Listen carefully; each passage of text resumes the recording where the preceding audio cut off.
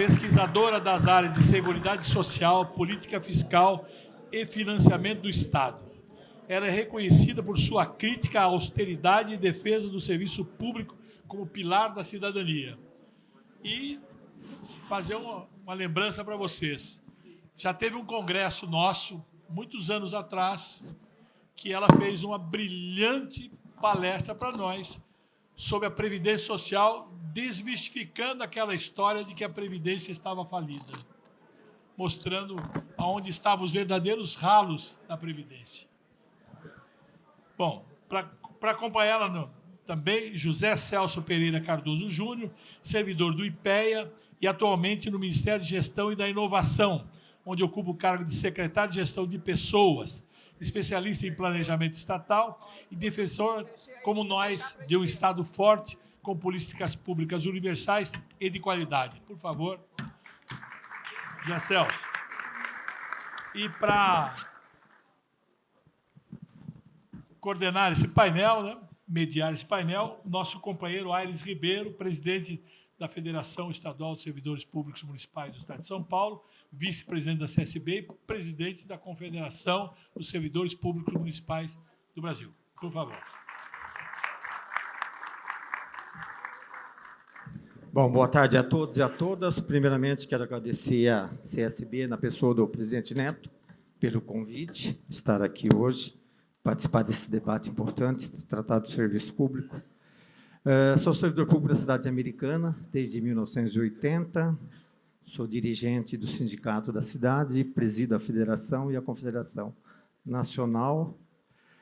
Hoje estamos em 11 estados do Brasil, com 11 federações, estamos namorando uma federação em Minas e outra lá no Rio Grande do Sul, quem sabe a gente consiga ampliar o nosso norte. Falar de serviço público, acho que é importantíssimo, que atende a todo mundo. Os nossos convidados, hoje aqui, a dinâmica será, abriremos a fala para que eles possam discorrer sobre o tema, e depois disso a gente abrirá para as perguntas. Passando, então, a palavra aqui para a doutora Denise, tempo aí de 20 minutos, aproximadamente, e depois a gente passa para o doutor José Celso. Tá ok? Boa noite a todos. É uma honra ter sido convidado pela SSB para, mais uma vez, conversar com vocês. Obrigada, Aires, por presidir essa mesa. Cumprimento o meu colega José Celso, um grande amigo de longas datas, economista. E, enfim, vamos dividir algumas coisas, algumas preocupações que eu considero bastante sérias e muito apropriado o momento dessa reunião, porque nós estamos vivendo realmente um momento crucial, eu diria, no planeta, na história da humanidade, né? E eu, antes de entrar no tema do setor público, eu queria fazer uma breve contextualização para a gente localizar o tema dentro da conjuntura local e internacional. Eu parto da afirmação de que a gente está passando por um momento muito sério na história da humanidade, um momento crucial, de fato, em que nós estamos vivendo o que talvez no futuro os historiadores chamem de uma reviravolta no capitalismo mundial. Um momento realmente de transição, né, em que nós temos uma enorme disputa comercial, tecnológica, financeira, militar e, sobretudo, uma disputa pela hegemonia do dólar no cenário internacional. E isso causa uma série pressão dos centros hegemônicos sobre a periferia, né? É como se essa disputa entre China e Estados Unidos colocasse uma pressão muito maior sobre nós do que nós já tínhamos normalmente antes, na posição de periferia dos Estados Unidos. Então, o que vai acontecer? Não se quer apenas que nós permaneçamos na posição consolidada de colônias produtoras de commodity. O caso do Brasil é produtor de commodity energética, alimentar, mineral, né, a preços baixíssimos. Se quer também de nós, e isso se faz em conluio com a elite financeira nacional, que nós forneçamos rentabilidade aos ativos financeiros do centro hegemônico. E uma rentabilidade elevadíssima, com taxas de juros exorbitantes, como todos nós sabemos, para conseguir valorizar esse capital que, lá no centro, está perdendo fôlego. Então, é como se nós tivéssemos que compensar a queda da taxa de lucro nos Estados Unidos. E, para isso, nós precisamos ter um Banco Central que pratique uma política monetária absolutamente deslocada das necessidades do país, das necessidades de desenvolvimento, das necessidades da população mais pobre do país. Então, nós vivemos um cerco ideológico, um cerco político, que decorre exatamente das disputas geopolíticas que acontecem no cenário internacional. E não só isso, nós não apenas somos condicionados, né, a fazer uma política macroeconômica que é completamente contrária aos nossos interesses. A política fiscal, eu diria, que é a que mais tem relação com o tema do painel de hoje, o setor público, ela é uma política feita de permanente ajuste. Mesmo nos melhores momentos em que a economia brasileira está, nós somos levados a praticar superávites primários inadequados, contenção de gastos, contenção de dívida pública, de uma forma permanente, não tem ciclo, é uma forma permanente de fazer ajuste fiscal. E, evidentemente, que o ajuste fiscal é feito para tornar as elevadas taxas de juros críveis, porque não basta você colocar a taxa de juros na lua, é preciso que ela seja verossímil ao mercado. E aí o mercado exige o ajuste fiscal. Mas o ajuste fiscal é muito bem-vindo, é muito conveniente, porque ele acaba atendendo a um papel muito importante. Em primeiro lugar, ele, evidentemente, confirma a política monetária, ou seja, ele dá suporte a uma taxa de juros elevadíssima. Mas, em segundo lugar, ele faz uma coisa pior, que é o controle do mercado de trabalho. O ajuste fiscal existe, basicamente, para controlar o mercado de trabalho. E como é que o ajuste fiscal controla? Produzindo baixas taxas de crescimento. O Brasil tem um território, uma economia, tem recursos naturais, tem todas as condições que os Estados Unidos têm, e poderia estar crescendo a taxas chinesas, a taxas vietnamitas, a taxas indianas de crescimento. E, no entanto, nós crescemos ali entre 2,8% e 3% no máximo. Ou seja, nós temos uma política macroeconômica completamente adversa a nós, ao nosso processo de desenvolvimento. E por quê? Por que as coisas são assim? Voltando de novo para o cenário internacional. Para que servem taxas de juros tão altas e ajuste fiscal tão draconiano? Ora, em primeiro lugar, para nos manter na condição de subdesenvolvidos. Evidentemente, essa é a condição número 1.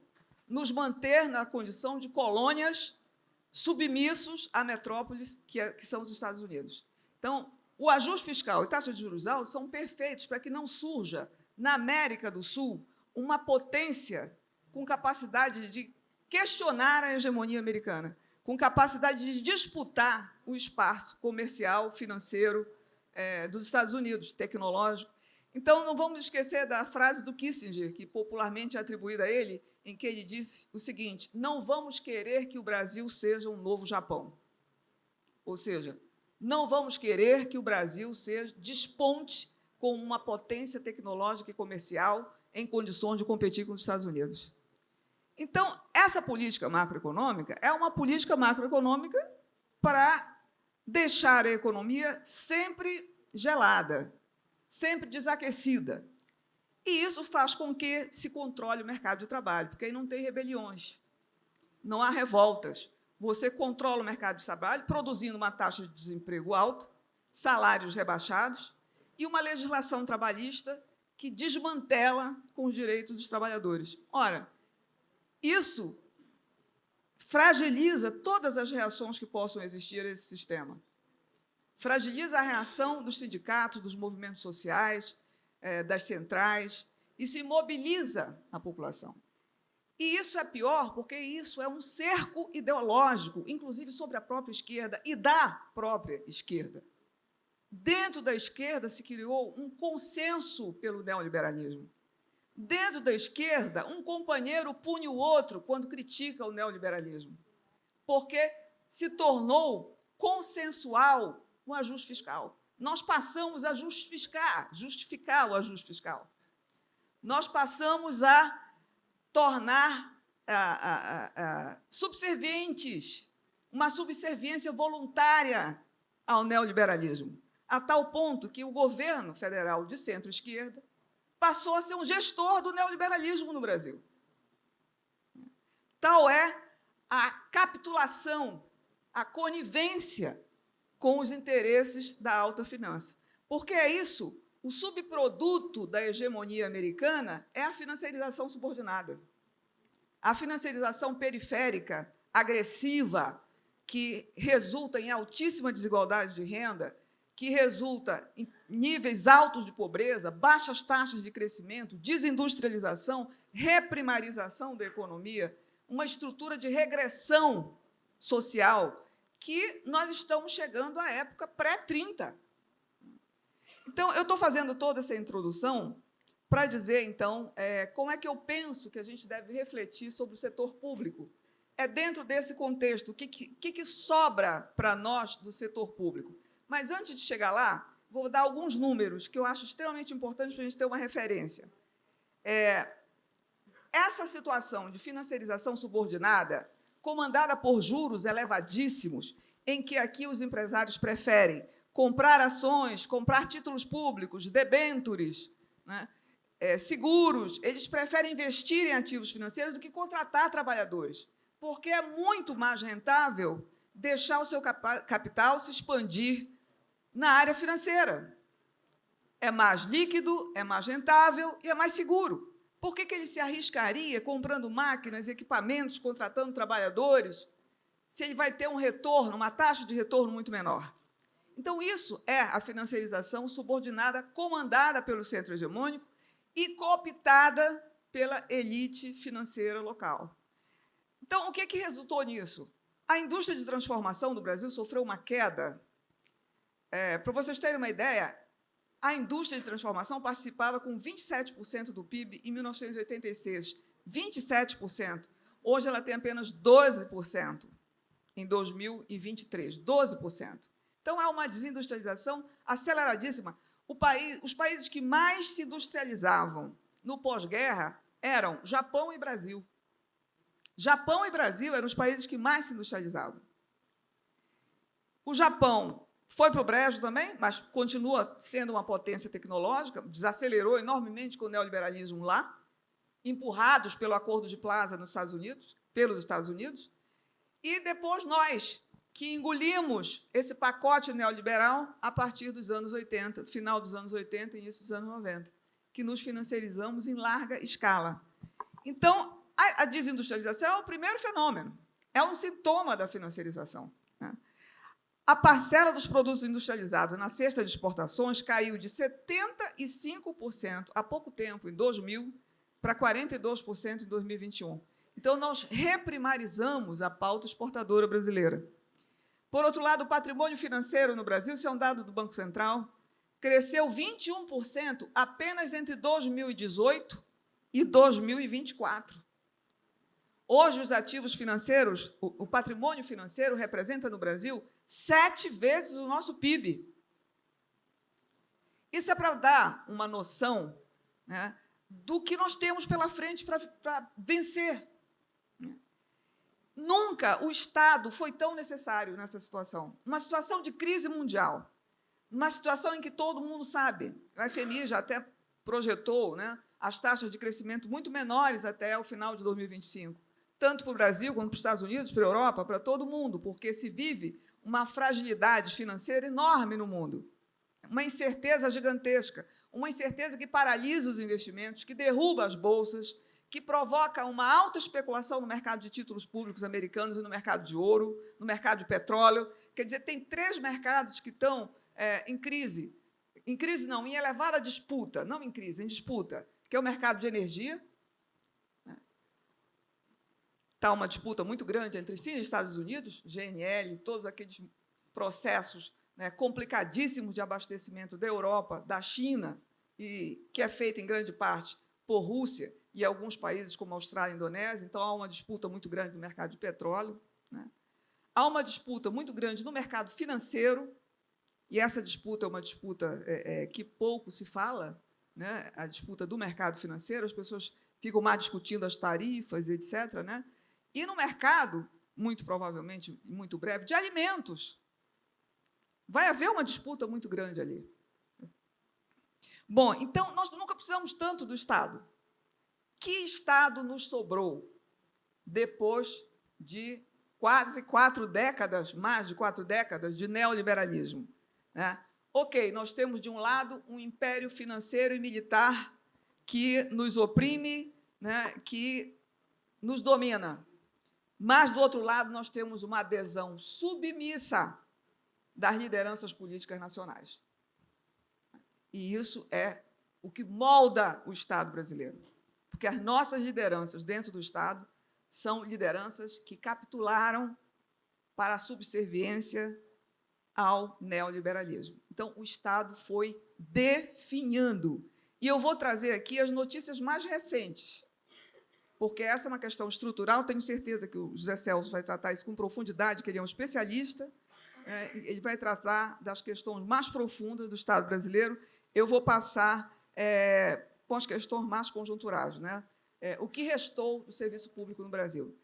Em primeiro lugar, para você ter um serviço público bom, digno, competente, você precisa pagar bem os funcionários públicos. Primeira questão, né? E as perdas salariais acumuladas são enormes, certo? Eu vou citar alguns estudos aqui. Estima-se que a defasagem até o ano de 2024 é de 25% na média das categorias, mas ela pode chegar até 34% em 2026, com todas as correções que foram dadas até agora, né? Desde 2015 até dezembro de 2024, se apontam perdas acumuladas de 42% nos salários dos servidores. Olha, isso é quase a metade, certo? Isso é um estudo da Associação dos Docentes da Universidade Federal do Rio Grande do Sul. Em 2023, foi concedido 9% de reajustes salariais. Mas olhem o que aconteceu. A inflação de 2023 foi de 4,62%. Em 2024, o funcionalismo não recebeu nenhuma correção salarial. E a inflação de 2024 foi de 4,8%. Ou seja, tudo que foi dado já foi perdido. Começar do zero de novo no segundo, no terceiro ano do governo Lula. Certo? Então, o governo federal confirmou que vai pagar o reajuste, dia 2 de maio, está todo mundo esperando, não sei se vai ser uma parcela só ou se vai dividido em 2, não sei, o Zé vai dizer aí, só uma, né? Salvou a gente, uma só, e pegando o retroativo aí atrasado, né? Então, essas perdas acumuladas ao longo do ano não foram compensadas e não vão ser. Por quê? Porque nós estamos submetidos a um aborto fiscal, desculpa. Você vê, ato falho. Arcabouço fiscal, né? Um arcabouço fiscal que não vai permitir que o governo faça a recuperação. Para fazer isso, os servidores teriam que entrar na fila, certo? Ter uma fila de prioridades lá no governo, pressionando o arcabouço fiscal. Então, ao lado disso, dessa precarização da força de trabalho dos servidores públicos, o STF permitiu que os funcionários pudessem ser contratados por CLT. Isso significa o quê? Isso significa perda de estabilidade, a perda de segurança dos servidores públicos, direitos previdenciários que não serão mais iguais, né? Isso significa a precarização do serviço público.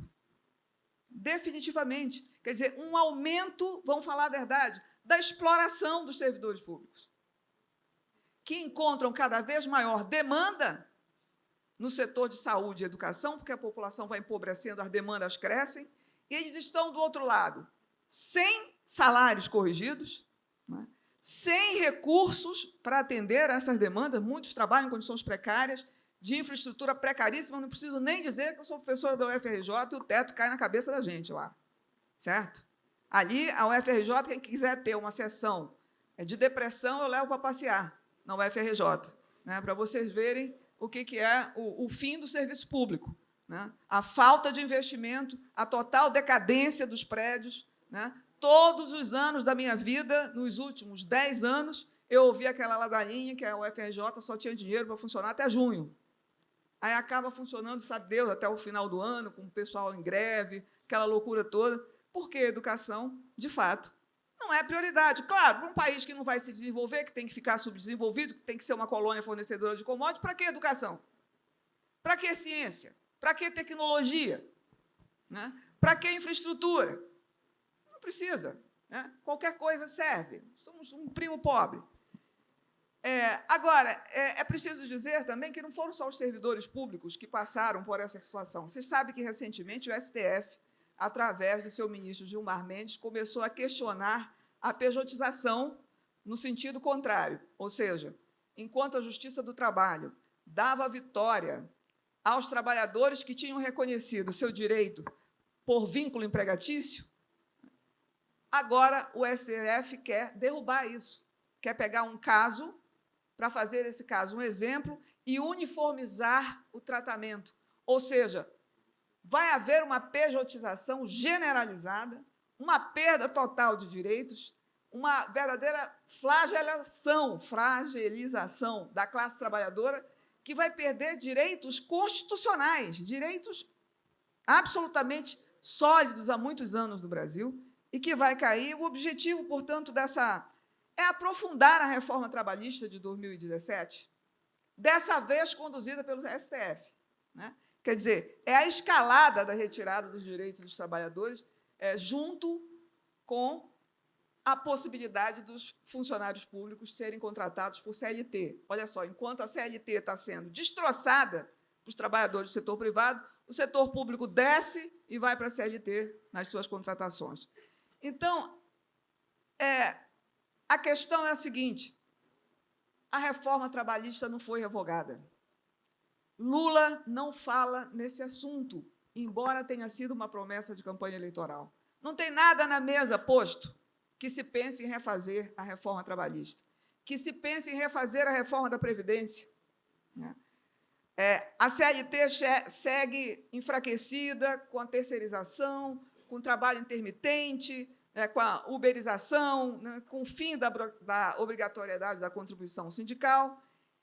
Tudo isso gera doenças nos trabalhadores, doenças físicas, doenças mentais, né? E isso vai sobrecarregar o setor público. Então, você acha que está resolvendo um problema?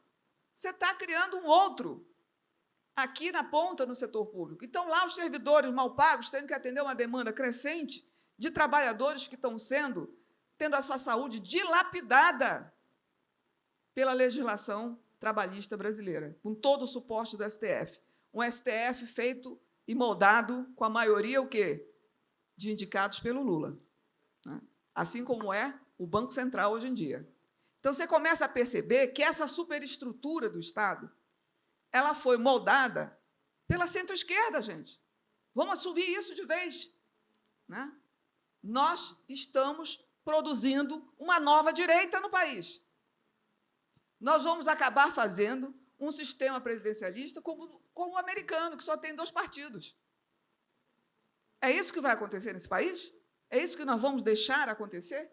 Né? O que aconteceu com a social-democracia na Europa, né? Que foi para a direita, que hoje não representa mais a classe trabalhadora, que perdeu legitimidade e que perde as eleições também? Né?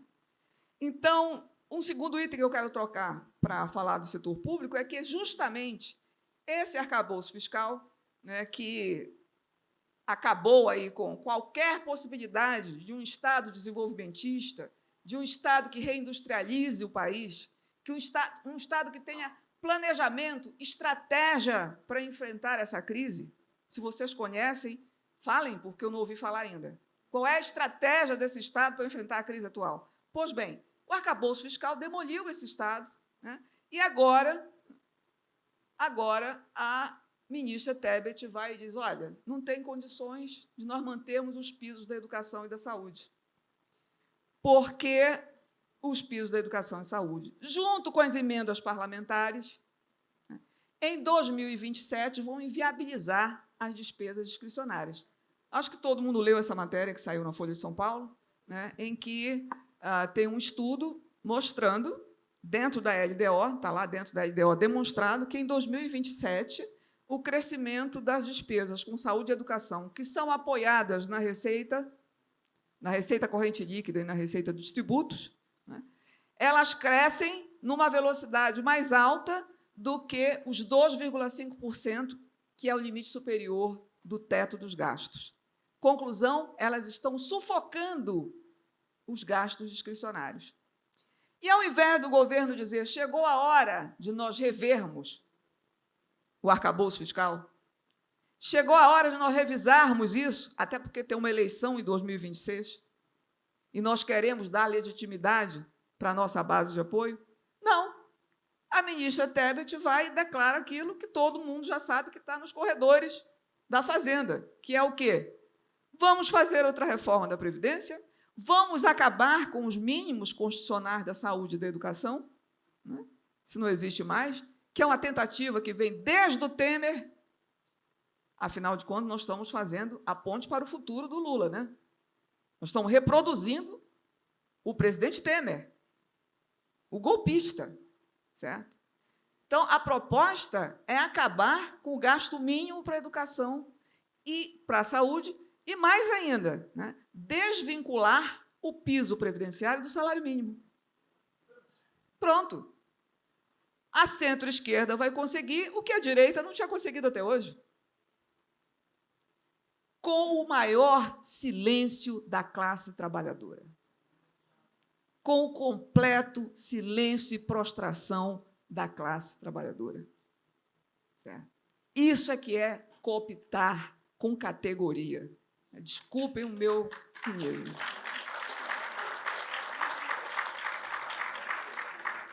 Só para dar uma peninha para vocês, o Banco Mundial, num estudo recente, disse que, para manter a relação de dependência entre aposentados e a população economicamente ativa, que é um indicador muito caro à Previdência Social, para manter esse indicador nos níveis de 2020, que é o ano seguinte da reforma, a reforma do Bolsonaro foi 2019. 2020, né, foi o primeiro ano pós-reforma. Para manter esse indicador nos níveis de 2020, a idade de aposentadoria tem que subir para 78 anos. Que tal? Já pensou, gente, se a ministra Tebet acha que isso é tranquilo para propor e a esquerda aceita como consenso? 78 anos para poder manter o equilíbrio das contas públicas na Previdência. Agora, gente, aqui para nós, o arcabouço fiscal não foi feito para manter equilíbrio de contas públicas, né? Já falei para vocês, o arcabouço fiscal é feito para controlar o mercado de trabalho, para impedir a rebelião, para impedir a mobilização sindical, porque quem provoca baixo crescimento, desemprego, achatamento de salários e flexibilização de legislação trabalhista colhe o quê? Subserviência da classe trabalhadora. É para isso que serve o arcabouço fiscal. Então, a gente tem que saber onde é que tem que mirar na luta. Qual é o inimigo, qual é o alvo, qual é a estratégia que tem que ser derrubada, né? Então, tem que entender o que é o arcabouço. A segunda coisa é que agora, né, desculpa, eu tô muito amarga, é porque a vida não está me permitindo, né? Agora, a gente tem que assistir o desmonte do SUS também. Quer dizer, o SUS já vinha sendo desmontado. Mas agora, esse lado do setor público, que é o SUS, que é universal, integral, né, e que é um SUS no Brasil reconhecido por todos os países, ele agora está sendo destroçado por duas medidas muito básicas que vocês devem ter ouvido ultimamente. Em primeiro lugar, o presidente Lula quer planos de saúde popular de até R$100. É uma virada, né, gente? Porque agora caíram as máscaras. Agora é o striptease. Quem quiser que feche os olhos, tá certo? Agora vai ser oferecido para a população aquele plano de saúde mequetrefe, de baixa qualidade, baratinho, popular, né, que vai ser muito pior que o SUS. O que vocês vão esperar de um plano de saúde que é R$100 por mês para as classes populares? Não bastasse, né, toda a situação que está do SUS, de penúria, que as pessoas vão lá porque ele é gratuito, elas necessitam daquilo, pagar plano de saúde de R$100. Gente, R$100 vai fazer muita diferença.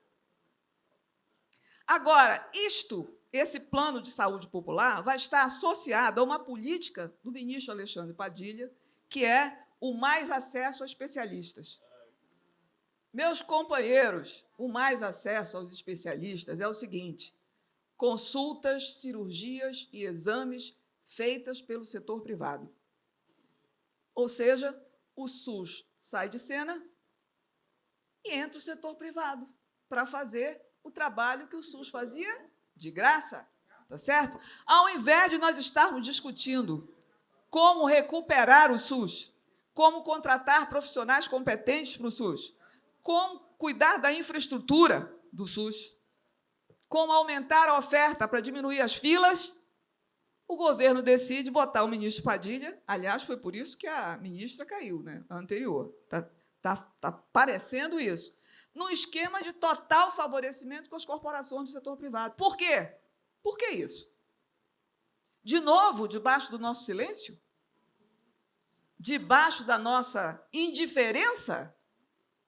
Né? Então, nós vamos ter que olhar para isso com muito cuidado, porque o risco político é elevadíssimo. O risco político do governo de legitimar um processo de desmonte progressivo do SUS, do Sistema Universal de Saúde, que é um patrimônio brasileiro de reconhecimento mundial, é um dos maiores desastres desse terceiro governo Lula.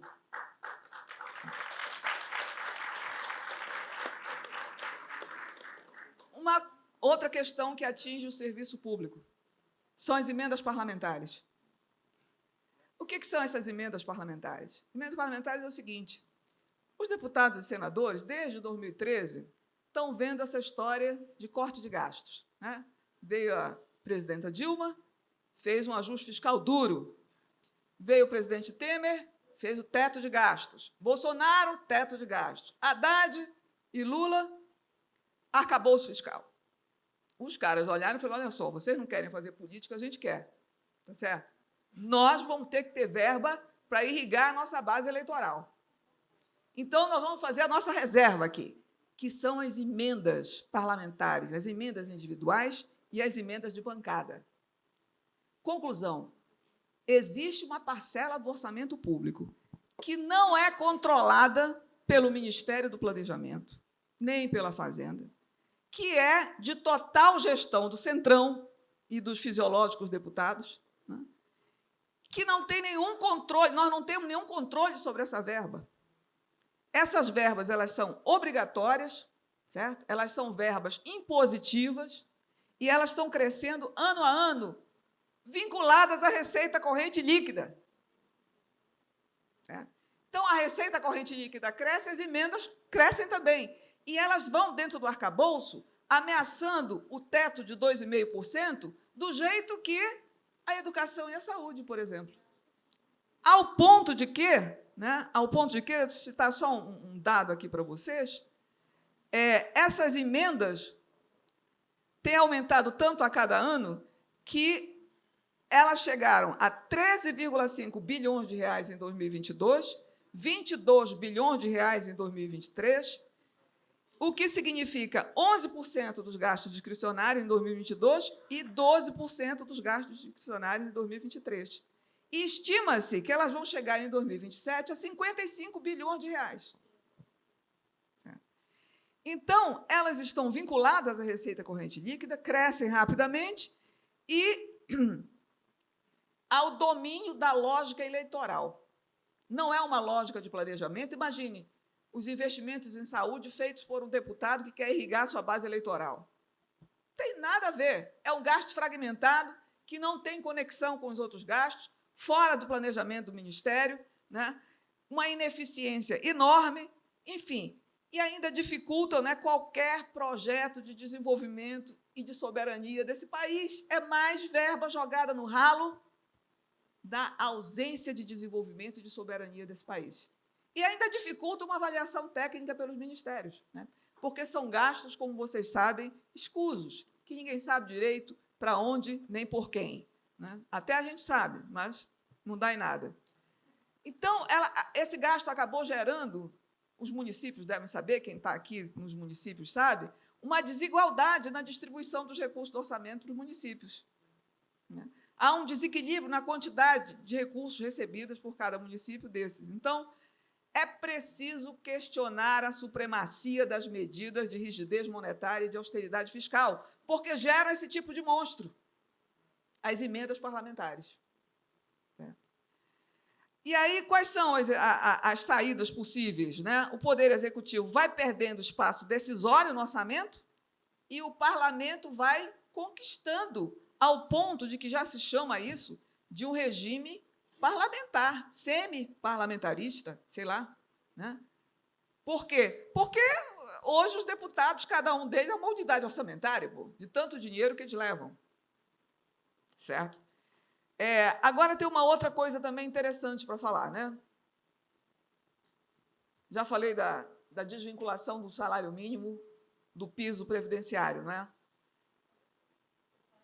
Como eu digo para vocês, o segundo caminho que o governo não quer, que para resolver esse problema do crescimento do gasto com a educação, do crescimento do gasto com saúde, o que é que o governo quer? Bom, ele quer manter as emendas, porque senão ele acha que não tem correlação de forças, certo? Que se aguente lá no Planalto. Ele quer fazer amplas reformas. Mas o segundo caminho é o quê? Gente, o segundo caminho é rever o arcabouço fiscal. É derrubar esse monstro que está aniquilando, que está enterrando o governo Lula. Está enterrando esse governo. Será que ninguém vê que o arcabouço é o coveiro? Ou é o Haddad? Não sei. O arcabouço, Haddad, não sei. Bom, então, tem que excepcionalizar os investimentos do arcabouço fiscal, como era antes. No governo Lula 1 e 2, o investimento, o gasto com investimento, não fazia parte do cálculo do resultado primário. Ele estava fora do cálculo. Por isso, foi possível fazer o pré-sal, por exemplo. O PAC, bem lembrado, o PAC, Minha Casa Minha Vida, certo? Os investimentos estavam fora dos indicadores de equilíbrio fiscal. Eles foram entrar no governo Dilma e não saíram mais. Quer dizer, para você ter um país que tenha o mínimo de desenvolvimento e autonomia, os investimentos não podem ficar debaixo do arcabouço fiscal. Assim como não podem ficar educação e saúde, porque são absolutamente essenciais para uma nação subdesenvolvida, como nós, e altamente desigual. Então, o governo que emite a sua própria moeda, quero deixar isso muito claro. Por que eu faço esse discurso? Porque eu pertenço a uma corrente de economistas que entende que um governo que emite a sua própria moeda, ele não tem nenhuma limitação financeira. As limitações são todas políticas. Quando o governo gasta, ele cria poder de compra, ele emite a moeda. Ele não precisa de receita tributária e nem precisa lançar títulos da dívida pública.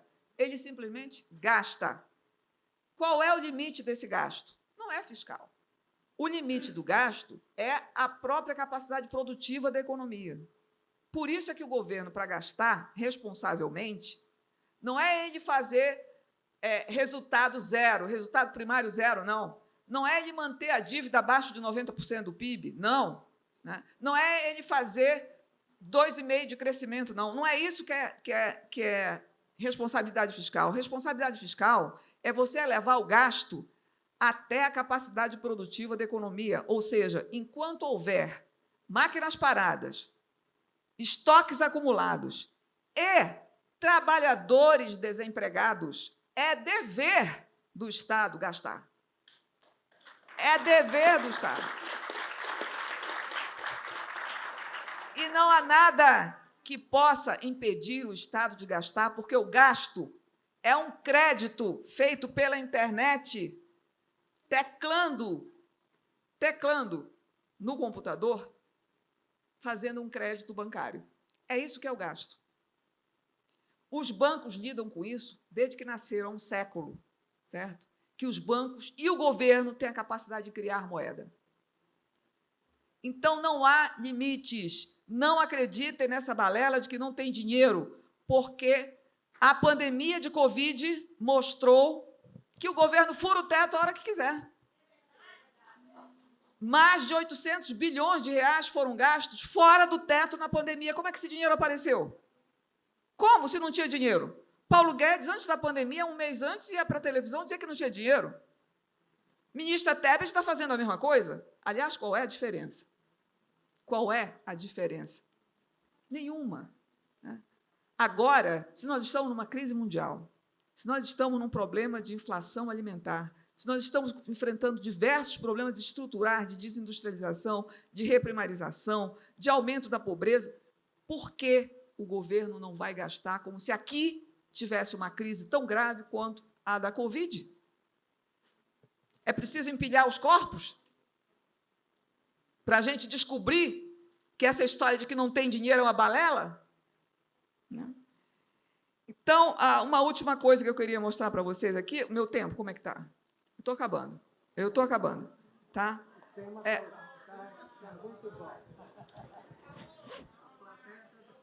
A segunda, sei lá, a sexta coisa que eu queria falar para vocês sobre os serviços públicos é que hoje nós trocamos o Estado pelas PPPs. As PPPs são hoje uma estratégia de Estado, uma política de governo, comandada pelo BNDES. Quer dizer, o arcabouço fiscal se retira e entra em campo o quê? PPPs. Essa parceria, que se fala que não é privatização, mas é privatização. Pelo menos o PT achava que era quando outros governos faziam. Mas agora a PPP é de esquerda. A PPP agora é petista, então não é mais privatização, entendeu? Não é mais, tem que dar outro nome. Né?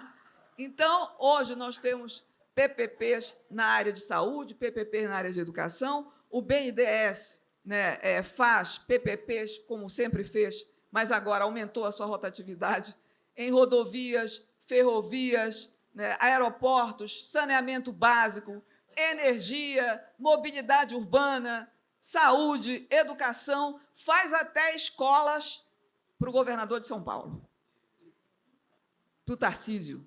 BNDES patrocina PPPs para o Tarcísio. A troco do quê, hein?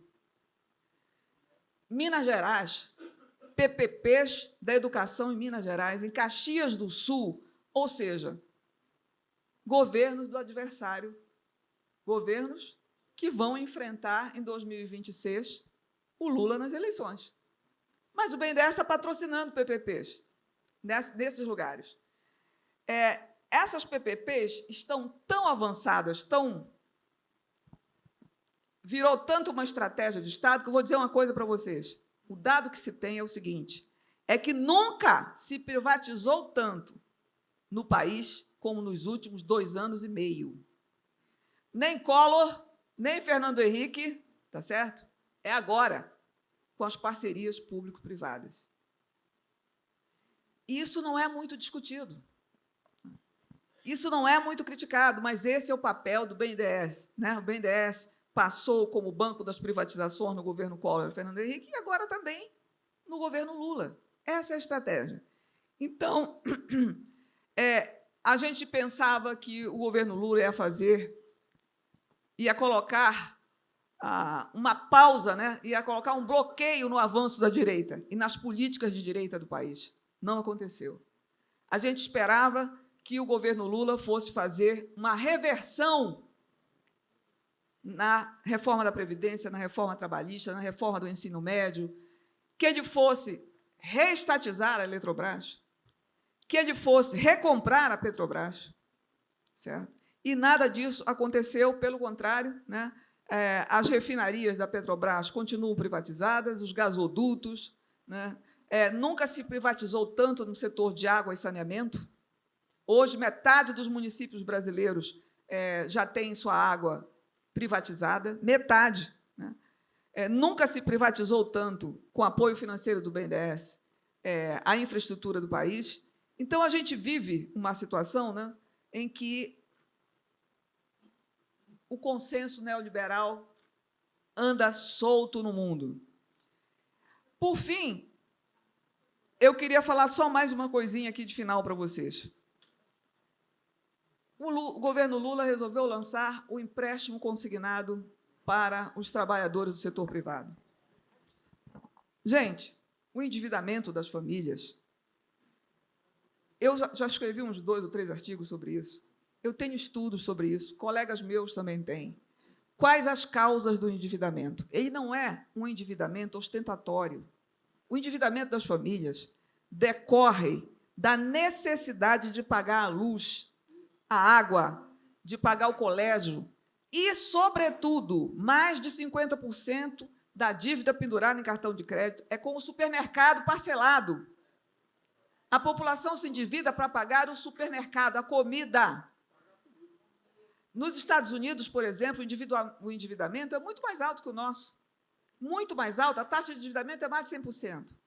A nossa é muito menor. 78% das famílias brasileiras estão endividadas. 78%. Ainda tem espaço para endividar mais, diz o presidente. Vamos fazer o consignado, porque agora esse consignado será respaldado pelo fundo de garantia. Olha só, você não pode sacar o seu fundo de garantia, não. Mas o banco pode. Se você não pagar, o banco saca. 10% do seu fundo de garantia e 90% das multas e das coisas lá do fundo. Então, o empréstimo consignado é proposto como uma solução, quando a solução são salários dignos. A solução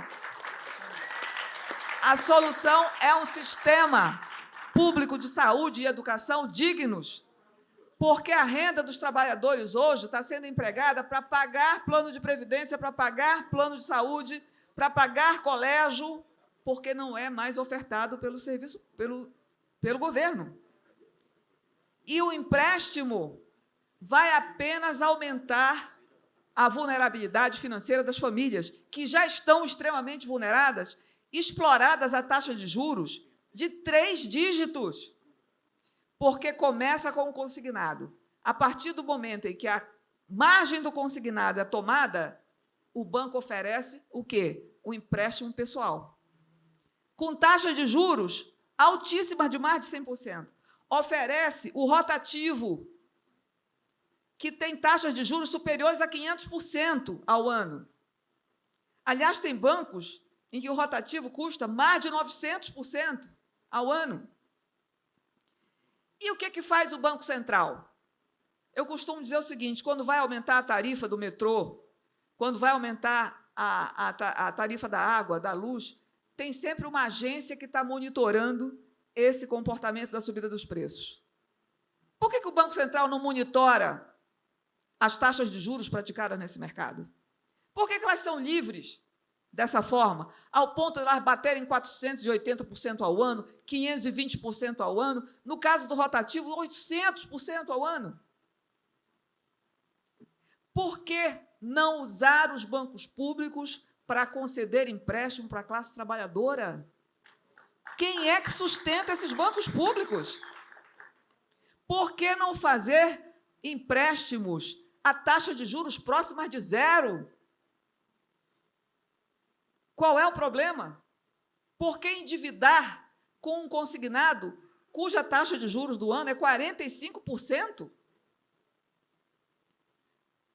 Isso é um governo de subserviência às finanças.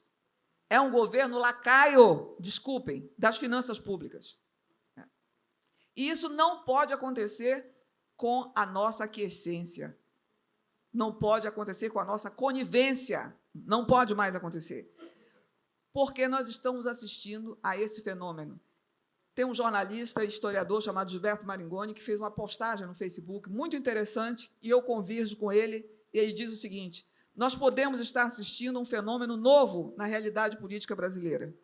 Trata-se da formação de uma nova direita, com a plena integração do PT à ordem. É algo gestado de maneira lenta, após as eleições de 1994, no plano real, e que se acelera a partir da Carta aos Brasileiros, na disputa de 2002, e na continuidade da política econômica de Fernando Henrique Cardoso. Não é um percurso distinto daquele coberto pela social-democracia europeia, a partir dos governos de Mitterrand II e de Felipe González na segunda metade dos anos 80. A regra de ouro é evitar qualquer confronto com as classes dominantes, finanças, agro, mídia, forças armadas e a direita política do Centrão, e consolidar o Brasil como pertencente ao Ocidente, ou seja, à Casa Branca, adotar políticas sociais focalizadas, em escala menor ainda do que havia antes, não é? Enfim, e ele termina dizendo que saem de cena qualquer perspectiva de desenvolvimento, industrialização, soberania e alargamento da democracia. Então, eu estou aqui para perguntar para vocês, nós vamos deixar? Não vai ter rebeldia? Nós não vamos ter nenhum pouco de audácia? Nós não vamos ter nenhuma rebelião contra essa situação? É isso. Obrigada. Muito bom.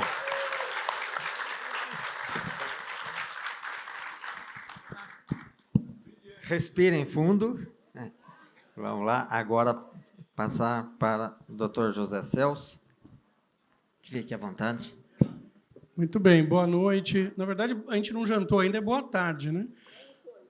Boa tarde a todos e todas. Agradecer o convite do presidente Antônio Neto, em nome da ministra Esther Dweck, deixar um abraço bastante afetuoso a todos e todas.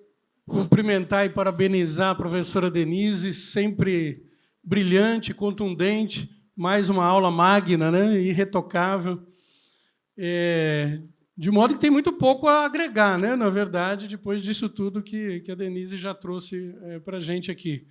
Eu vou tentar complementar com um recorte bastante específico, ligado a um pedaço disso tudo que a Denise trouxe, que tem a ver com uma tentativa, não só de resistência de dentro do governo a esse processo de desmonte do Estado que está em curso, né, e de captura do Estado que está em curso, da ótica do Ministério da Gestão, né, em particular da ótica de onde eu estou, que é a Secretaria de Gestão de Pessoas, né, que cuida da burocracia federal em todas as suas dimensões.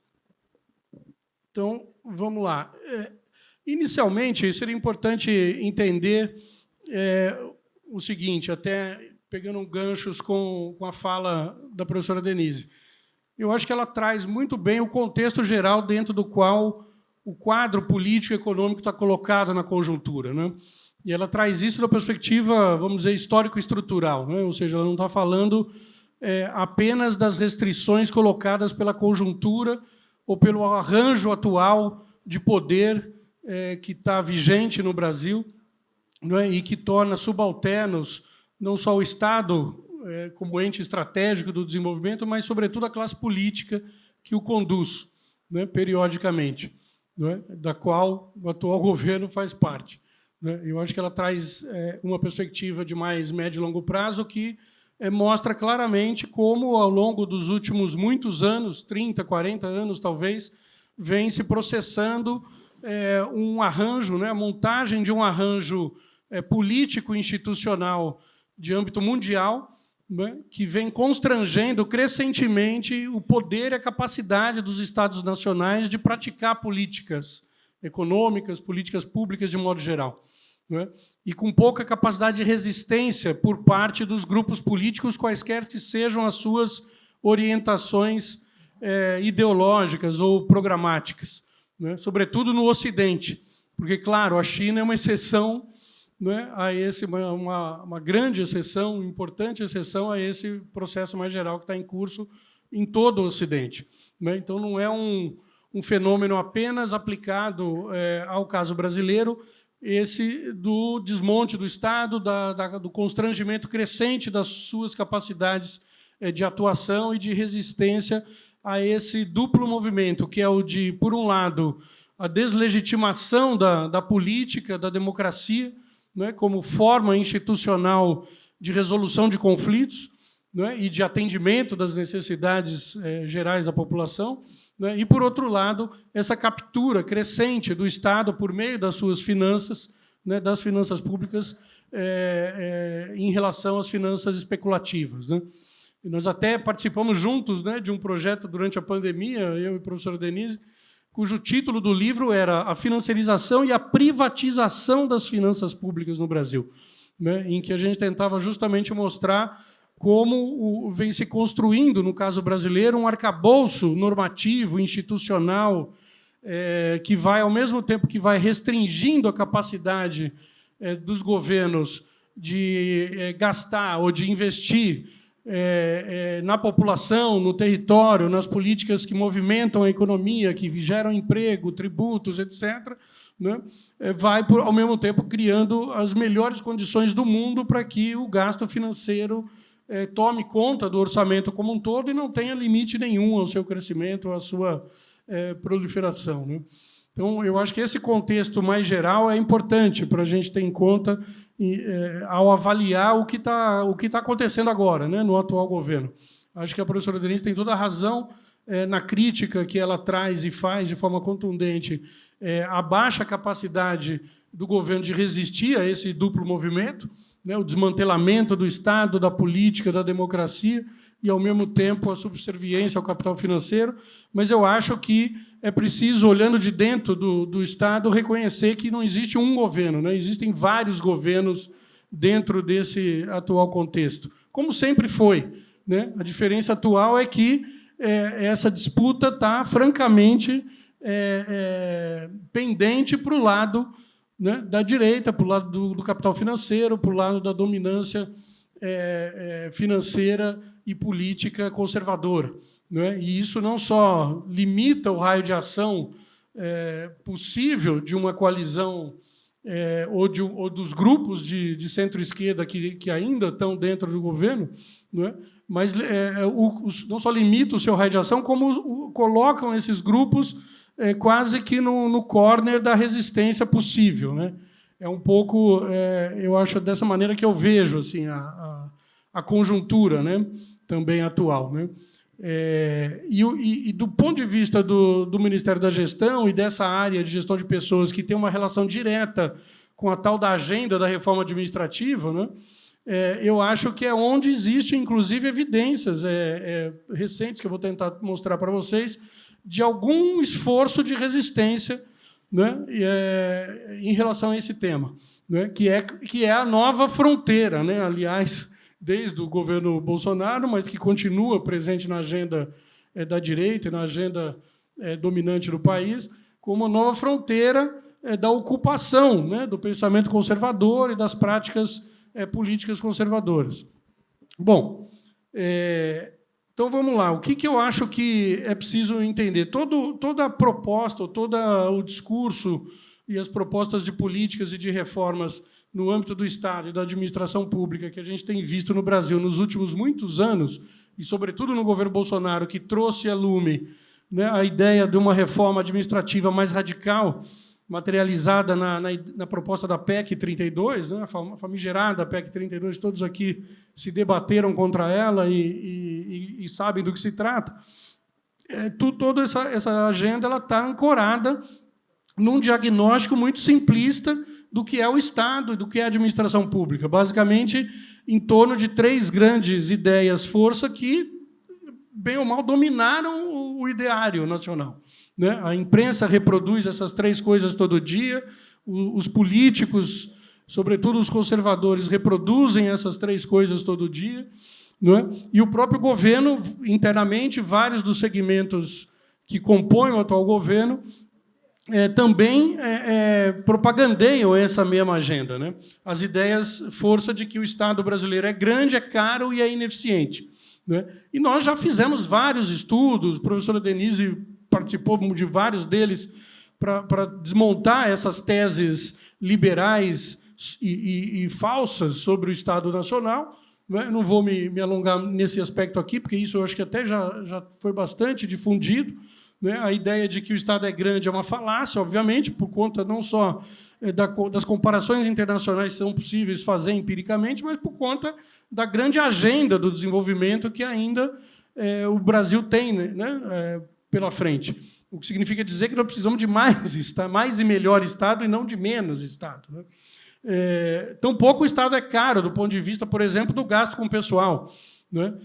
Não só pelas razões que a professora Denise já trouxe, em termos da defasagem salarial crescente que vem acometendo, né, a classe trabalhadora como um todo, e, sobretudo, inclusive a classe dos servidores, nos 3 níveis da União, né, mas pelo fato de que, desde, pelo menos, a Lei de Responsabilidade Fiscal, que data do ano 2000, né, o percentual de gasto com o pessoal no âmbito federal em relação ao PIB é constante, e veio decrescendo do governo do golpe contra a presidenta Dilma para cá, né, e continuou decrescendo, inclusive, nos 2 primeiros anos do atual mandato do presidente Lula, a despeito do esforço de tentar recompor, né, minimamente os salários, combatendo, pelo menos, a inflação desse período, né, o que tem sido constrangido pelo arcabouço fiscal que a professora Denise já mencionou, né?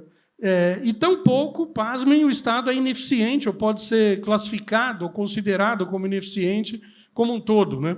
É óbvio que há uma avenida de melhorias necessárias e possíveis, né, de serem feitas, mas se você compara tudo que o governo federal, por exemplo, faz hoje no Brasil em termos de entregas, né, de bens e serviços à população e de áreas de atuação junto aos territórios, às populações e tudo mais, se faz hoje muito mais do que se fazia quando da Constituição de 88, da aprovação da Constituição de 88, com menos servidores públicos do que se tinha naquela ocasião, né? Não só porque houve uma mudança, vem havendo, né, uma mudança interna importante de composição da força de trabalho dentro do Estado, no âmbito federal, sobretudo, mas não só, né, como houve incrementos importantes do ponto de vista da capacidade de atuação e de entrega do governo, associada a aumento da escolarização dos servidores, associada ao fato de que hoje você tem mais servidores ligados às atividades finalísticas do que às atividades intermediárias, aliada à revolução tecnológica. Ou seja, você tem, na verdade, um aumento de eficiência, de produtividade brutal dentro do setor público, algo que desmonta completamente os argumentos corriqueiros que a gente escuta todo dia sobre o Estado é ineficiente, né?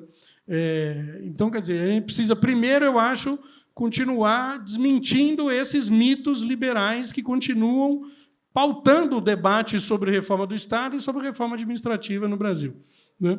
E isso a gente tem tentado fazer já há vários anos por meio de estudos, pesquisas e etc., né? E debate público, né? Agora, o que a gente precisa ser capaz de colocar no lugar?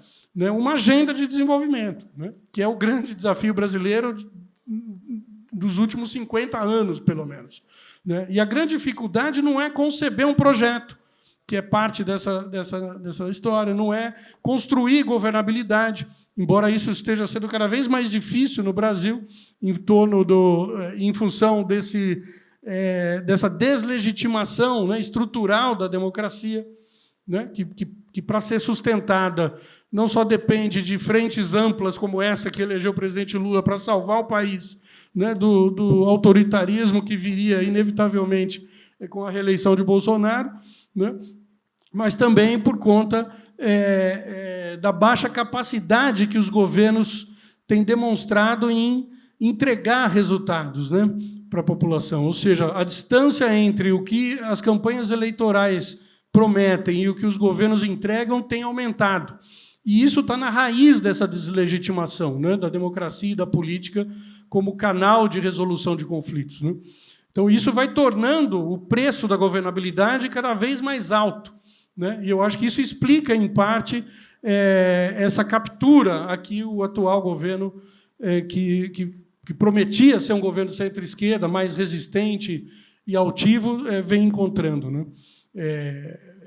Claro que isso não justifica, mas isso explica, em parte, o problema no qual nós estamos presos, porque nós não vislumbramos, né, a despeito de concordar em número, gênero e grau com o que traz a professora Denise, a gente não vislumbra, hoje, no cenário político organizativo brasileiro, né, atores políticos, né, capazes de enfrentar essa avalanche de destruição, né? Então, não é só que nós não temos líderes à esquerda dos atuais dirigentes, nós não temos atores políticos coletivos sindicatos, partidos, etc., que tenham poder de mobilização popular para enfrentar esse desmonte que está em curso, né? E essa é a grande, eu acho, incógnita, né, que a gente tem que tentar enfrentar, né, na vida política cotidiana. Bom, e claro que existe, em terceiro lugar, além de projeto de país e capacidade de sustentar politicamente esse projeto, nós temos que ter Estado. Estado capaz de fazer as coisas que precisam ser feitas, né? Que é o campo aí da governança, né?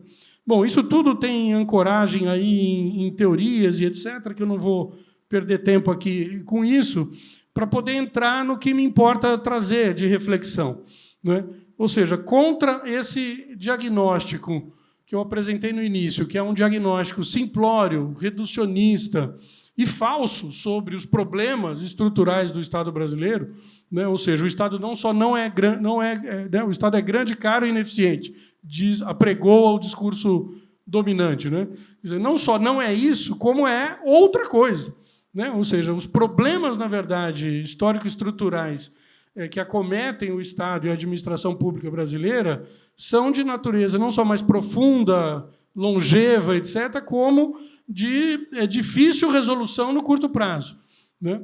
Ainda que estejamos tentando, concretamente, no âmbito restrito e diminuto do MGI, criar ou botar em funcionamento uma agenda de transformação do Estado que tente enfrentar esses 10 problemas que estão listados aqui e que também, por conta aqui do tempo, eu só vou poder mencioná-los rapidamente, né? Mas, enfim, o primeiro problema que eu quero trazer é já conhecido da literatura, todos eles são. O que eu fiz aqui, na verdade, foi juntar informações e interpretações sobre os problemas do Estado do Brasil, de várias áreas de conhecimento, de vários autores, né, para trazer um painel mais completo, né? O autoritarismo, né? Quer dizer, o autoritarismo ele não está apenas presente na relação do Estado com a sociedade, mas ele também está presente na relação do Estado com ele mesmo, né? Com os servidores, entre os entes federativos, entre poderes,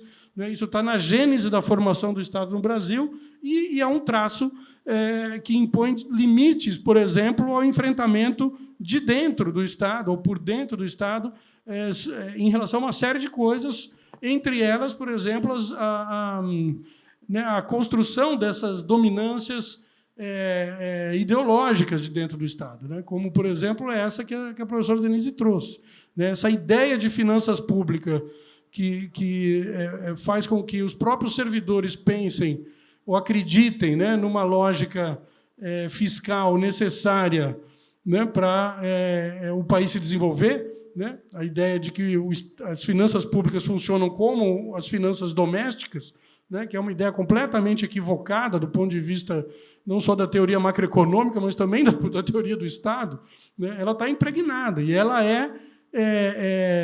vamos dizer, autoritariamente incutida, né, nos próprios servidores e na forma de eles formularem o arcabouço normativo, moldarem as organizações, treinarem os servidores. Então, veja, o problema não é só mudar, às vezes, o ministro. Às vezes, o problema é muito mais profundo do que isso. Porque eu, que estou no governo federal desde 95, tenho acompanhado de dentro e de perto esse processo de configuração de uma ética de finanças, né, de um entendimento de finanças, por exemplo, entre outras coisas, que está completamente presa numa teoria ultrapassada, numa teoria errada, vamos resumir, né, de que o orçamento equilibrado é o que importa. E, portanto, a produção de superávites primários é uma condição inescapável do desenvolvimento. Mas não tem nada mais falacioso do que isso, como a professora Denise mostrou, né? No entanto, para transformar isso de dentro do Estado, eu nem sei como é que faz, para dizer a verdade.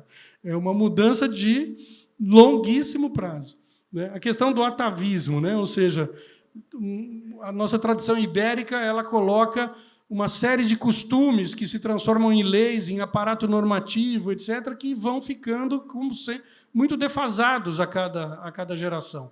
E é difícil você renovar e atualizar isso o tempo todo, né?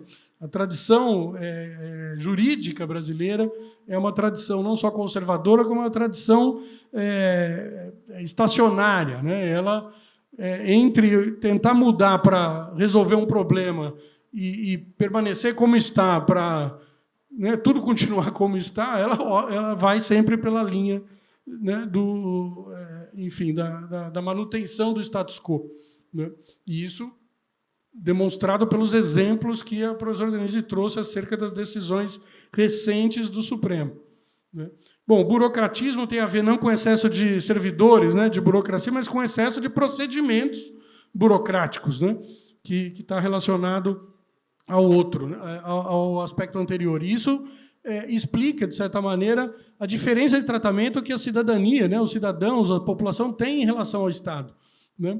Setores privilegiados da sociedade e da economia têm acesso diferenciado, né, às leis, aos recursos públicos, às políticas públicas, enquanto grande parte da população, sobretudo a mais vulnerável, tem que passar, né, seguir um périplo burocrático absurdo para várias das coisas, né? O reconhecimento de direitos no Brasil ainda é um desafio da própria burocracia, né? Corporativismo, que eu chamo de corporativismo predatório, de organizações incrustadas dentro do próprio Estado, sobretudo as carreiras chamadas ricas ou privilegiadas, né, dentro da estrutura, carreiras jurídicas, carreiras da área econômica ou ligadas à fiscalização e controle do gasto, né? Não só são privilegiadas do ponto de vista remuneratório, mas privilegiadas do ponto de vista da blindagem institucional que elas desempenham, né? Vis-à-vis esse mundo heterogêneo, precário, desigual, né, de serviços públicos, de outras carreiras, de outras organizações, né? Então, na verdade, o que tem dentro do Estado é uma grande heterogeneidade, uma grande desigualdade de situações, né, que é difícil de ser enfrentada por conta, entre outras coisas, desse corporativismo predatório, né? Uma visão de curto prazo que predomina o tempo todo nas tomadas de decisão, né, dos governos, premidos pela lógica eleitoral, né? Então, entre você tomar decisões para tentar enfrentar problemas de médio e longo prazo, você toma, né, o governo costuma tomar decisões que, em tese, o favoreçam eleitoralmente no curto prazo. Mas nem isso esse governo está conseguindo fazer, na verdade, né? Escapismo, que é o que o professor Fiore chama da eterna fuga para frente, né? O exclusivismo, que tem a ver com a baixa diversidade e representatividade da burocracia em relação à população, algo que o concurso unificado veio tentando enfrentar, né? Ou seja, você tem uma burocracia cuja configuração não corresponde ao conjunto da população, né? Esse é o ponto aqui, né? Você tem uma burocracia cujo perfil sociodemográfico e territorial está longe de ser parecido, sequer parecido com as características sociodemográficas e territoriais da população, né? Já vou tentar terminar aqui. Então, esse é um problema, né? Um detalhe importante sobre isso tem a ver com o fato de que as teorias sobre o assunto dizem que não só a classe política precisa ser mais representativa em relação à população, mas a burocracia precisa ser mais representativa em relação à população para que as próprias políticas públicas, ao longo do tempo, ganhem uma dimensão, um perfil, né, uma incidência sobre os problemas de modo mais estrutural, permanente, coerente, etc., né? Bom, o fiscalismo e o rentismo é tudo o que a professora Denise falou, né? Na verdade, não é que você tem uma lógica fiscalista absoluta, né? Não, né? Você tem uma lógica fiscalista de contenção e repressão do gasto direto junto do gasto direto primário, né? Que é justamente o gasto que move a economia, gera emprego, gera tributos, distribui renda, né? Garante direitos, né? Esse é o gasto que está sendo constrangido o tempo todo, né? Mas você tem um rentismo para os ricos, né? Então, é o fiscalismo para os pobres e o rentismo para os ricos, né? É isso que eu acho que resume um pouco grande parte do que a professora Denise trouxe. Privatismo é uma lógica incrustada no Estado brasileiro desde sempre, né? Não é uma coisa de agora, dessas ondas de privatização recentes que a professora Denise mencionou. Isso está desde o Decreto-Lei 200 de 67, isso está desde o golpe de 64. Né? As empresas estatais operaram segundo uma lógica de mercado. Né? Você vê que hoje é um pecado você falar em déficit de empresa estatal, como tem acontecido. Aí a ministra Esther tentando construir uma outra narrativa, uma outra visão, uma outra interpretação sobre isso, né? E é só pancada, porque existe uma compreensão, né, cega sobre o papel que essas empresas públicas, sobretudo os bancos, podem e precisam desempenhar numa sociedade capitalista, mas desigual, né, como a brasileira. Né? Então, essa lógica privatista, né, ela está incrustada em todos os desenhos de políticas públicas, em toda a atuação, né, e não é uma coisa que dependa apenas, né, do governo de plantão, é uma coisa que também tem raízes muito mais antigas e profundas. Né? A questão dos dados, que, diante do resto, acaba sendo até menos importante.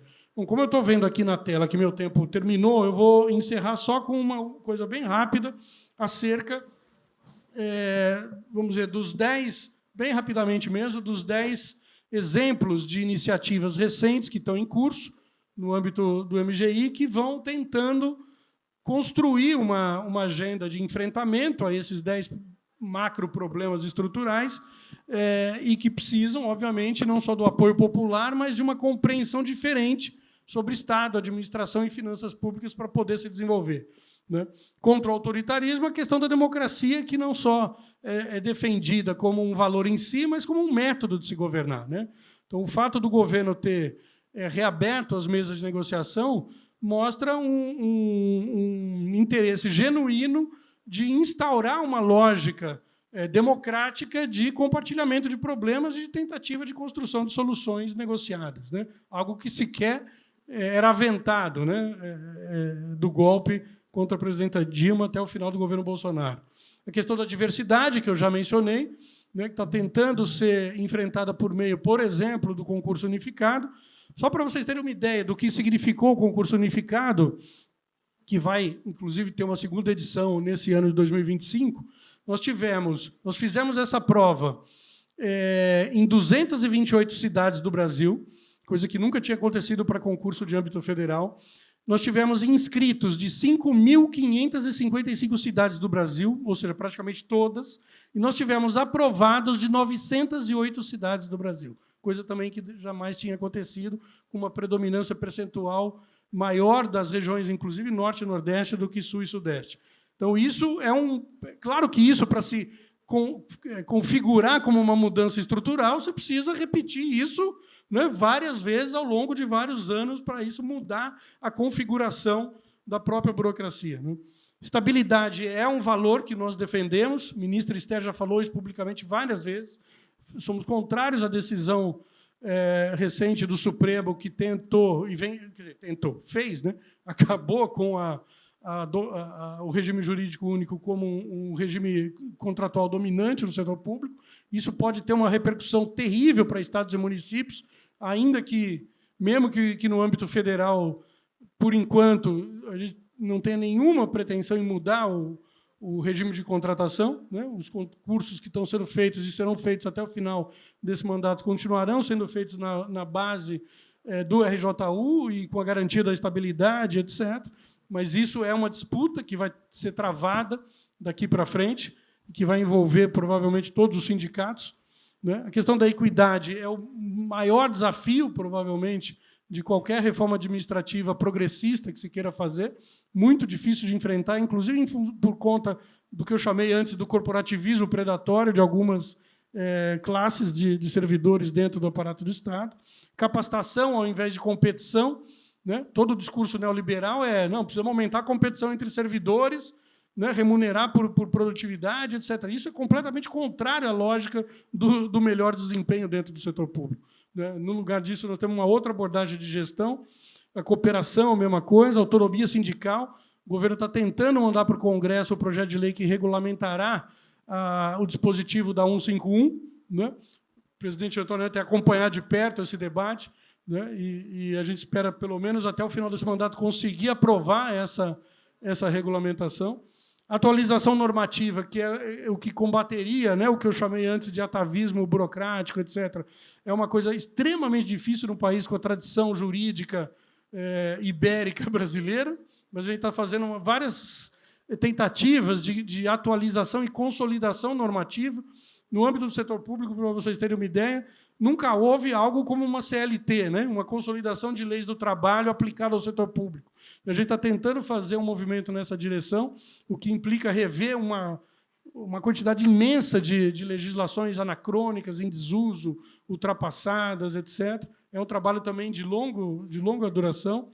A questão da transformação digital, acho que é inevitável, isso é uma tendência global e que não tem a ver apenas com o setor público, mas ela está presente com força no caso brasileiro.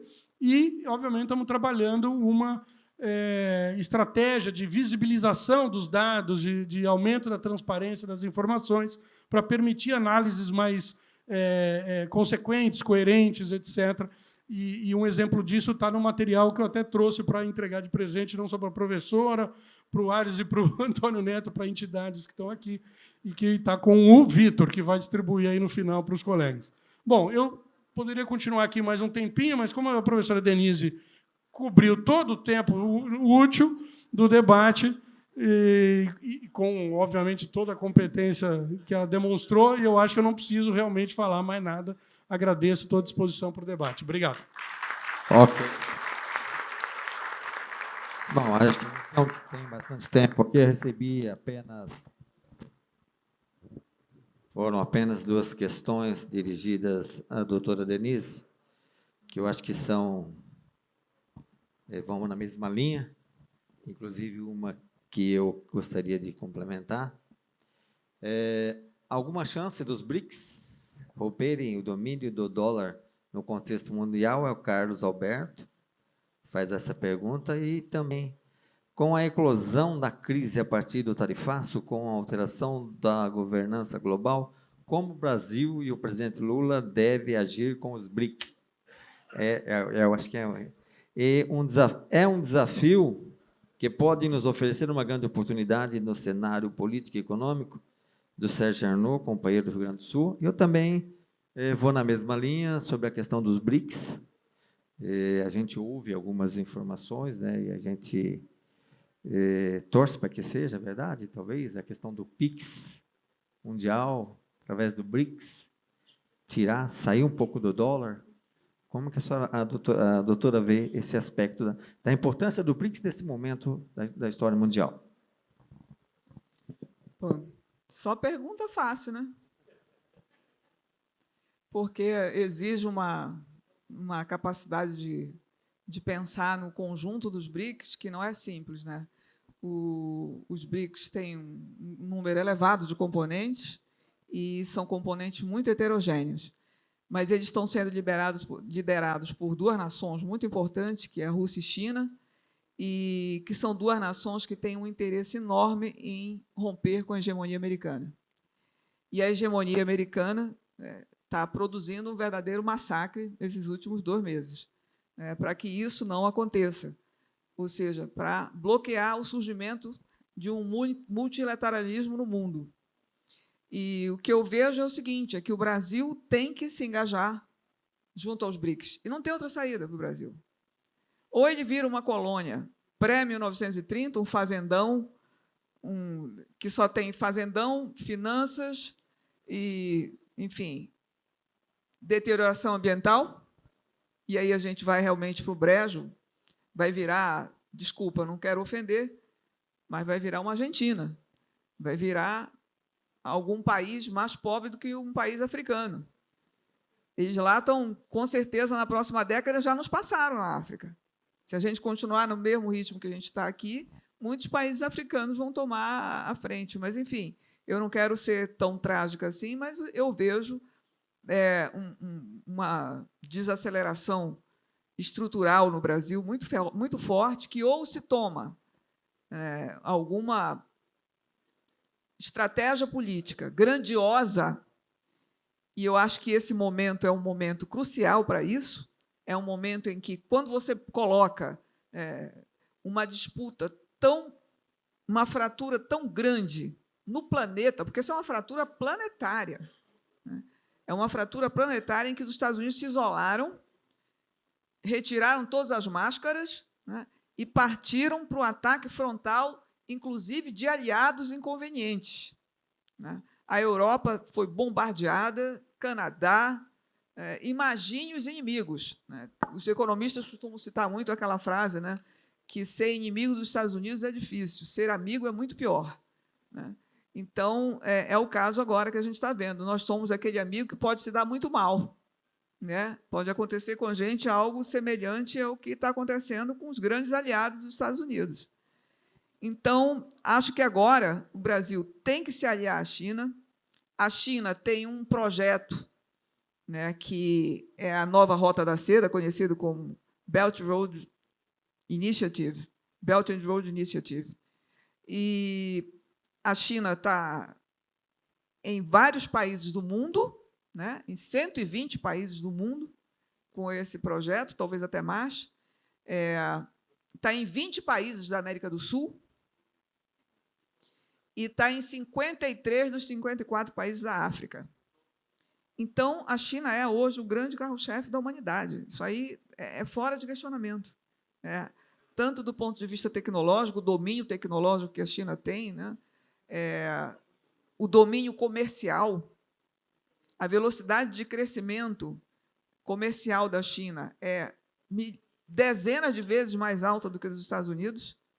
Então, claro que a gente tem que se aliar a esse carro-chefe da economia, porque, do outro lado, nós não temos nada a receber e eles, Estados Unidos, não tem nada a oferecer para nós. Nada, a não ser a posição de colônia submissa, de plataforma de valorização financeira e de produtora de commodities de baixos preços.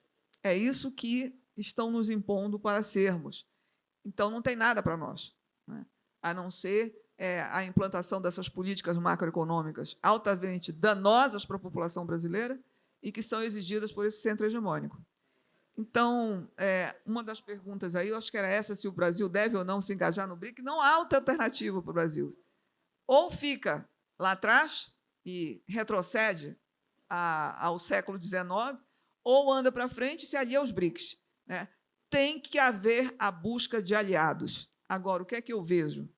Eu vejo que o governo não está andando nessa direção. Ao contrário.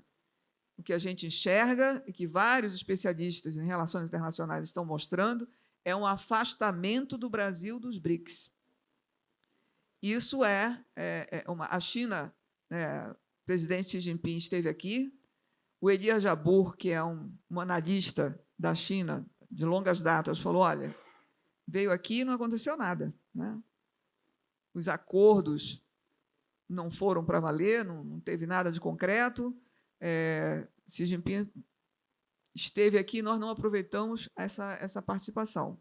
Não há uma estratégia, uma mobilização nessa direção. Pelo contrário, né? Na direção da América do Sul, por exemplo, o Brasil perde capacidade de liderança pela esquerda. Não aceitou o resultado das eleições na Venezuela e validou eleições de governos de direita. O mais recente foi agora no Equador, né? Então, com enorme estranhamento, estranhamento não, né, gente? Ninguém é mais inocente. O que a gente vê, repito o que eu disse no início da minha fala, né, é que essa disputa tecnológica, comercial, militar, financeira e pela hegemonia do dólar, o que está acontecendo é que o centro está pressionando cada vez mais essa periferia aqui. E sem uma estratégia de reação, fica muito complicado, de fato, para o Brasil. Eu não vou dizer que nós não temos correlação de forças. Não, se o Brasil quiser se aliar à China, à Rússia e aos demais BRICS, é uma questão, uma decisão. É uma decisão estratégica. O que está acontecendo agora? A China criou um sistema de pagamentos paralelo ao SWIFT. Um sistema de pagamento paralelo muito mais eficiente, muito mais barato e muito mais rápido do que o SWIFT. Está operando na ASEAN, que é uma região que pega 10 países ali, e mais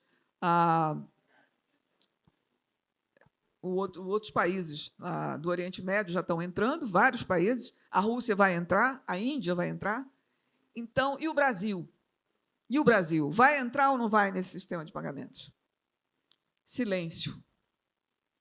Também ninguém pode dizer muitas coisas, porque nós não conhecemos os bastidores, né? Nos bastidores pode estar tudo diferente, mas não vem à tona a posição do Brasil com relação à participação provável nesse sistema de pagamentos. A China está internacionalizando a sua moeda digital.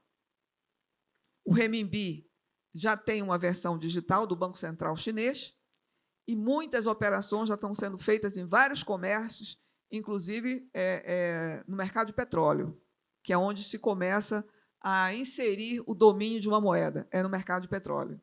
Já está havendo essa negociação com o renminbi no mercado de petróleo. E o Brasil, e a Petrobras? Nós vamos transformar o nosso mercado de recursos naturais, principalmente de petróleo, num mecanismo de conquista de soberania, porque a gente tem muito petróleo, né? Os nossos aliados estão todos do outro lado, estão todos na Eurásia, no leste, grandes produtores de petróleo. Vamos nos aliar a eles? Ou nós vamos deixar que esse último leilão que vai ter agora, vocês sabem, vai haver, né, no norte um leilão em breve, e tem várias empresas estrangeiras listadas ali, inclusive chinesas. Quem vai ficar com isso? Quer dizer, não era nada aquela disputa toda que a gente viu, não era nada sobre a aplicação de legislação ambiental. Aquilo ali era uma cortina de fumaça para encobrir o próximo leilão que vai haver lá no norte, né? E vai ser, de novo, aquilo ali esfatiado por empresas estrangeiras. Exatamente como aconteceu no pré-sal. Nós não vimos nenhuma dessas riquezas se transformar em recursos para a educação, em recursos para a saúde, em recursos para a previdência dos brasileiros. Nada disso aconteceu. O pré-sal sumiu do debate, porque já não é mais brasileiro, já não é mais nosso, né? E vai acontecer agora um leilão, ninguém está discutindo isso. Outra reserva de petróleo que vai ser esfatiada entre grandes empresas, grandes corporações. Quando agora a gente podia estar dizendo, não, vamos retomar o petróleo e vamos usar isso como uma arma de soberania, uma política nacional. A Petrobras, ela já foi a empresa que ditava o dinamismo econômico no Brasil. 10% do PIB era ditado pela Petrobras no Brasil. Hoje ela virou uma empresa financiarizada que distribui lucro para acionista. É a única função da Petrobras hoje, distribuir lucro para acionista. Descaracterizou-se como empresa estratégica. Descaracterizou-se como empresa capaz de ditar o ritmo da acumulação de capital no Brasil. Então, para entrar nos BRICS, você tem que ter poder. Qual é o poder que o Brasil tem? Se abriu mão do seu petróleo, como uma das maiores riquezas, né? Se privatizou tudo. Se o Estado não tem cartas para sentar à mesa e negociar, né? Se o Estado não vive debaixo de um arcabouço fiscal tacanho, pequeno, medíocre, um Estado desse medíocre senta para negociar com China, Rússia, Irã, né? Com que poder? Com que poder? Poder nenhum, né? Então, é preciso ter armas, né? É preciso ter arma para botar na mesa para negociar. Ou então quebra o fundo da garrafa, faz alguma coisa, não é verdade? Mas eu vejo que o Brasil pode fazer essa participação nos BRICS e pode mudar essa estratégia. Eu só não acho que com esse governo, né, que isso é uma coisa, é uma estratégia de governo, né? Não é apenas a diplomacia, é uma estratégia de governo. A gente não está percorrendo esse caminho. Pelo contrário, a gente está se alinhando cada vez mais à Casa Branca. Como eu digo, isso aqui vai virar um partido democrata, né, gente? Totalmente à sombra da Casa Branca. Uma última pergunta aqui, doutor, para o doutor José Celso. Eu acho que é mais um... Vamos lá. O governo se compromete a ouvir, negociar e construir qualquer discussão de reforma com a participação do movimento sindical. Seria qual reforma administrativa? Qualquer reforma? Bom, não sei o que está sendo chamado de qualquer reforma. Na verdade, o governo está fazendo isso, né? Desde a reabertura da mesa de negociação, os temas relativos à reforma administrativa estão passando nessas reuniões, nessas discussões periódicas. E, entre as reuniões da Mesa Nacional de Negociação, existe uma infinidade de reuniões que acontecem praticamente todos os dias entre MGI, órgãos da administração, servidores, sindicatos. Então, na prática, isso está acontecendo. Agora, o que acontece?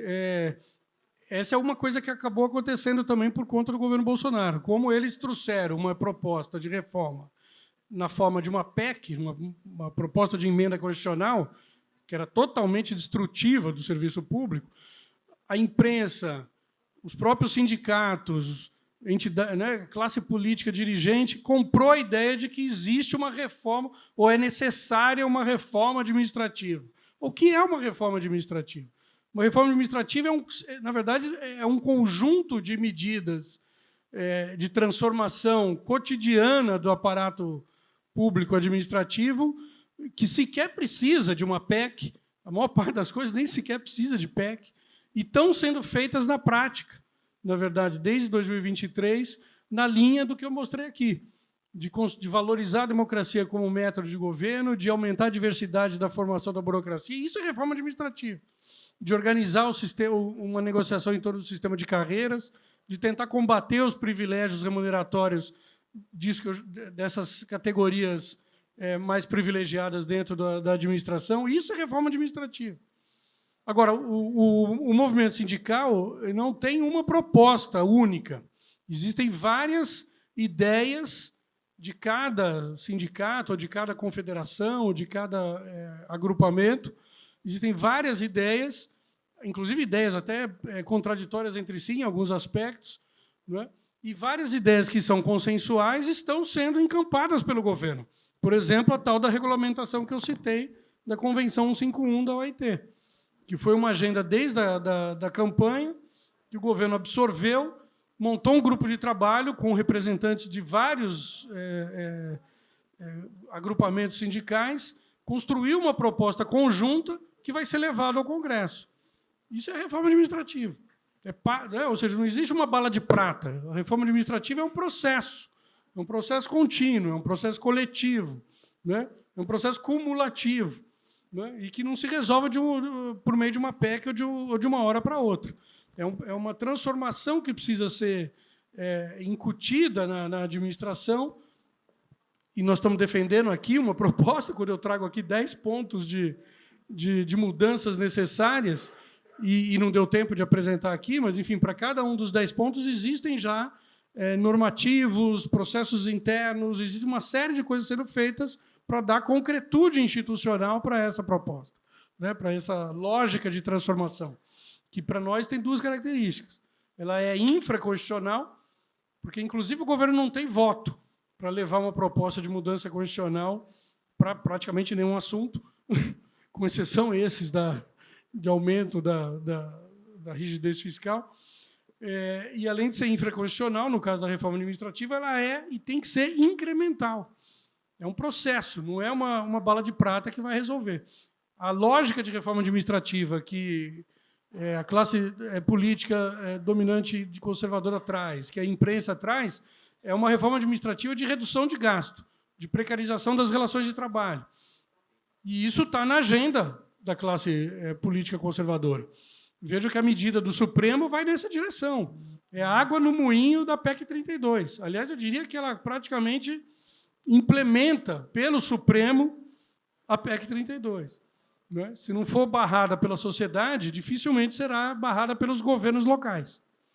Então, o governo está aberto. Esse governo, na verdade, é o governo, desde do último governo Lula, é o governo que conseguiu estabelecer um canal institucional de diálogo, né, para construir uma ideia diferente de reforma administrativa, né, e que, ainda que consideradas as dimensões entre os tamanhos o tamanho dos problemas que a professora Denise traz e a capacidade do governo de, nesse âmbito, reagir a eles, seja gigantesca, né, é uma agenda que está em curso, né, com dificuldades, com resistências, né, internas, etc., mas que nós estamos tentando colocar em movimento.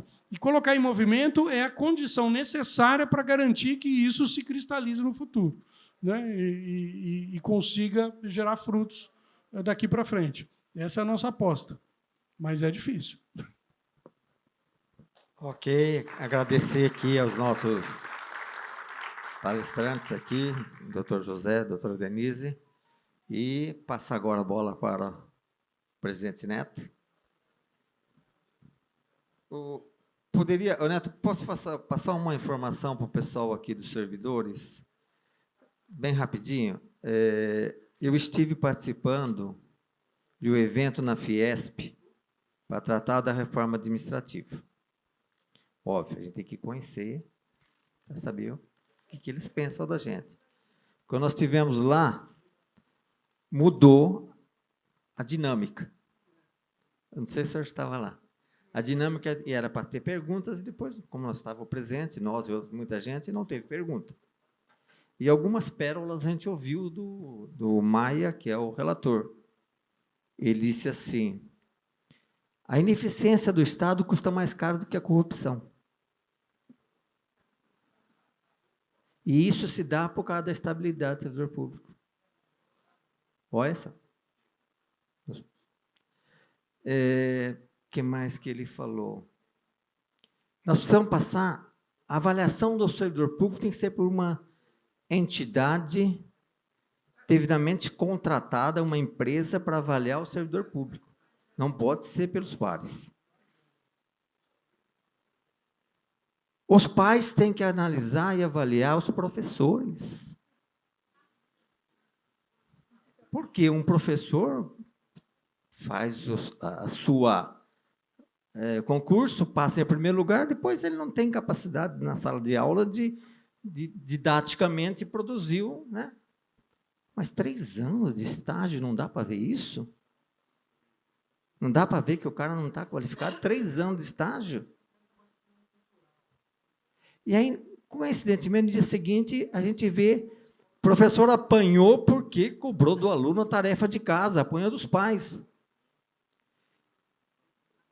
A Werneck esteve lá também, apresentou toda essa palestra e tal. Assim, a gente percebeu que meio constrangida, tá? Porque ali era um ambiente hostil, exatamente. Então, é isso que a gente está esperando. E ele disse assim, não vai ser votado agora, nós vamos esperar o próximo governo. Próximo governo nós vamos colocar para votar. Porque o ano que vem é um ano de eleição, não dá lá, mas no próximo governo. Então, a gente tem que estar preparado para o que vem por aí. Tá bom?